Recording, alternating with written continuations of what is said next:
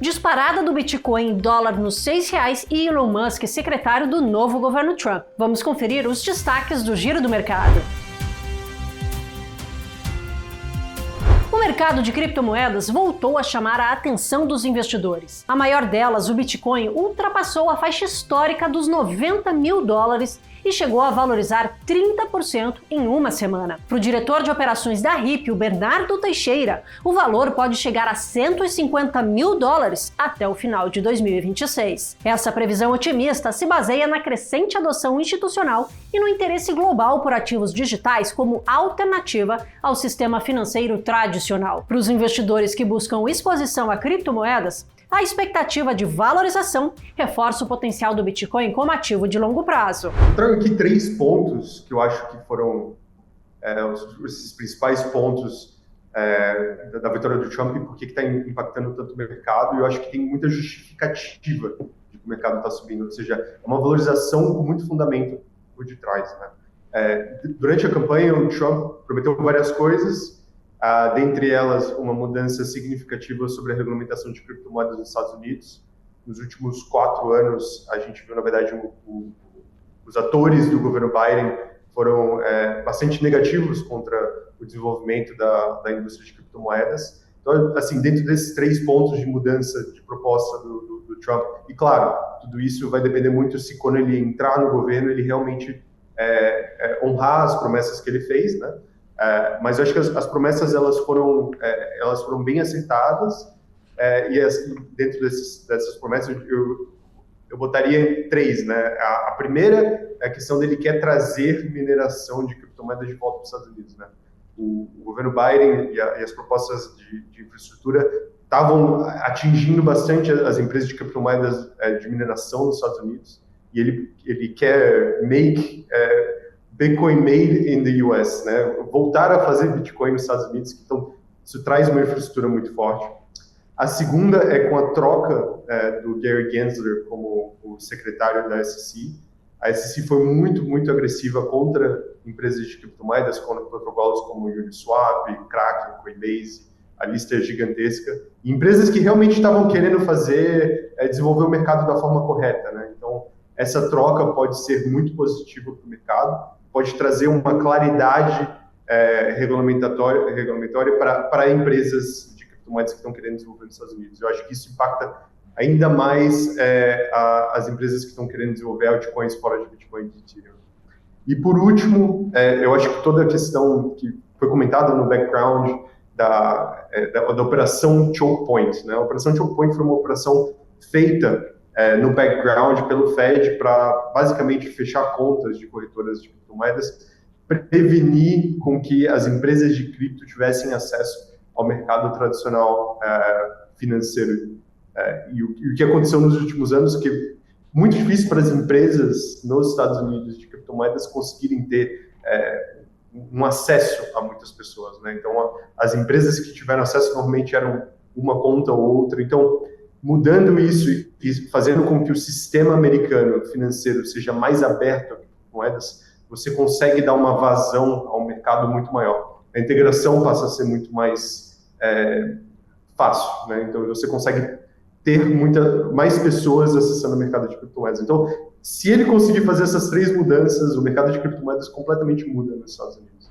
E por falar em criptomoedas, o Dogecoin também aproveitou a onda, estendendo seu rally pós-eleições, ainda que sua valorização tenha sido por outro motivo. Isso aconteceu porque o presidente eleito Donald Trump anunciou a criação do Departamento de Eficiência Governamental, que ele se referiu como DOGE, assim como Tolkien. Mas a novidade mesmo ficou por conta de quem comandará o novo departamento, nada mais, nada menos que Elon Musk. Para João Piccioni, CIO da Empírico Gestão, a participação do empresário deve aumentar a produtividade e manter o dólar forte. E aí eu falo mais, Paulo, assim, recentemente eu escrevi uma das minhas colunas ali do Diário de Bordo, né, que eu escrevo semanalmente para a gestora. Eu trouxe o Dollar Smile, né, que é aquele sorrisinho do dólar. Quando as coisas estão muito ruins no mundo, o dólar sobe. Quando as coisas estão muito bem nos Estados Unidos, o dólar sobe. Também. E quando os Estados Unidos vai mais ou menos e o mundo vai bem, o dólar cai, né? Ele ficaria ali no meio do sorriso. se Donald Trump acertar um pouco essa questão da produtividade americana e tirar o risco, tem dois riscos aqui importantes. Se ele tira o risco dessa questão vamos dizer, da dívida americana, né? Vai usar lá o Elon Musk para fazer esse departamento funcionar de verdade. Se ele reduz isso aqui, e se ele reduz risco geopolítico, a chance do resto do mundo começar, de certa forma, caminhar, vai fazer com que esse dólar smile, vai fazer com que o dólar, nesse dólar smile, venha para o centro. Apesar de eu achar que os Estados Unidos vai ter um desempenho melhor que as demais economias. Porque vai tirar um pouco desse risco de alocação, do medo dos investidores de distribuírem seus recursos ao redor do mundo. Acho que tem grandes chances, se a gente começar a ver isso aqui ganhar tração, assim que ele assumir ali a partir de 20 de janeiro, acho que tem uma grande chance da gente ver outros mercados começando a chamar atenção. E aí outros emergentes, até a própria China, que está nesse processo, está tentando estimular a economia para sair ali vamos dizer, do limbo que eles estão. A Europa, de certa forma, patinando, mas vem outros dois aspectos aqui, eu vou puxando uma coisa na outra, né? Com certeza. Que são os pulsos de liquidez que estão acontecendo. Então, nos Estados Unidos, o Fed deve começar vamos dizer, a reduzir o quantitative tightening para justamente prover mais liquidez para a economia. Isso já está acontecendo porque os bancos, eles têm uma conta no Banco Central americano, né, que é o tal do reverse repo, que é o dinheiro que eles põem e tiram no outro dia. E eles já sacaram quase tudo disso daí. Por quê? Porque o Tesouro americano está fazendo seus leilões, está botando dinheiro no mercado, eles estão comprando os títulos, alocando os títulos e emprestando dinheiro. E está acabando essa reserva do Federal Reserve. E é natural que quando essa reserva acabe, o Federal Reserve precise prover dinheiro mesmo ao redor do mundo, liquidez. E isso deve voltar a impulsionar os mercados. Na Europa, isso já é crítico. Já chegamos num ponto mais crítico ainda. E eles devem acelerar esse processo lá no Banco Central Europeu. Então, se você tiver esses dois fatores, redução de risco geopolítico, redução de risco ali da dinâmica fiscal americana, associada a essas injeções de liquidez, eu acho que tem grande chance desse bull market se estender e vir forte o ano que vem. E aí vai para todo lugar. A gente já está vendo isso acontecer em cripto, a gente já viu acontecer no mundo da tecnologia. Sim. Acho que os mercados emergentes vão capturar alguma coisinha, porque ficaram muito para trás.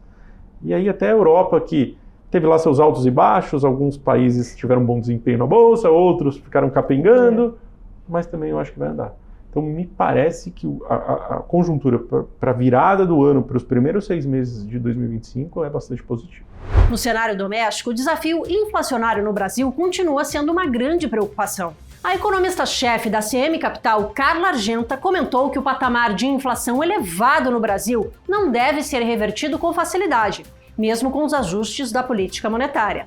O dólar deve manter os preços pressionados e não seria surpresa ver a moeda alcançar o patamar dos R$6. Inevitavelmente, o dólar deve sofrer, né? A nossa moeda deve sofrer, na verdade, o dólar deve se apreciar frente ao real.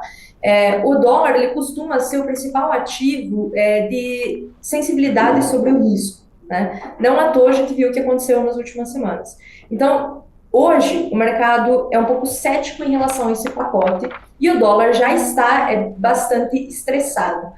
Porém, o mercado incorpora, mais uma vez, algo entre 30 e 50 bilhões. E a depender da característica e do volume que será entregue pelo governo, esse dólar pode voltar, né? Ou ele pode passar por um ajuste ainda mais expressivo. Acho que o dólar tem o maior potencial de absorver esses impactos, tanto positivos como negativos.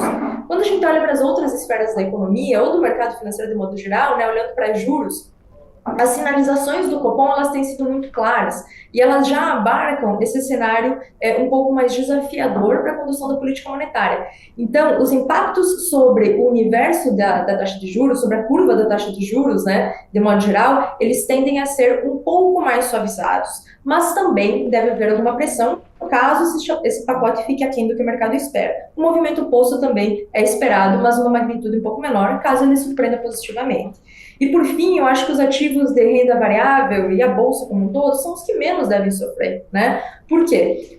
Porque a bolsa ela é muito representativa da nossa economia como um todo, da característica do nosso nível de atividade. E o nível de atividade ele vai bem nesse momento, né? Os balanços eles são relevantes nesse universo de precificação, né? O nível de renda da população é relevante. A taxa de desemprego, a PMS, a PMC, que inclusive foi divulgada hoje, mostrou mais uma vez um crescimento, né, do setor de comércios da nossa economia, eles acabam sendo mais relevantes para a definição desses ativos de renda variável, né? Então, acho que esses tendem a ser os que sofrem menos, e ainda existe uma característica muito pontual dentro de cada um deles, né? Alguns vão melhores quando a taxa de juros sobe, outros vão piores. Então, essa característica distinta entre esses ativos faz, mais uma vez, com que o universo de renda variável seja o menos afetado. Esses foram os destaques do Giro do Mercado. Voltamos na próxima semana com mais atualizações.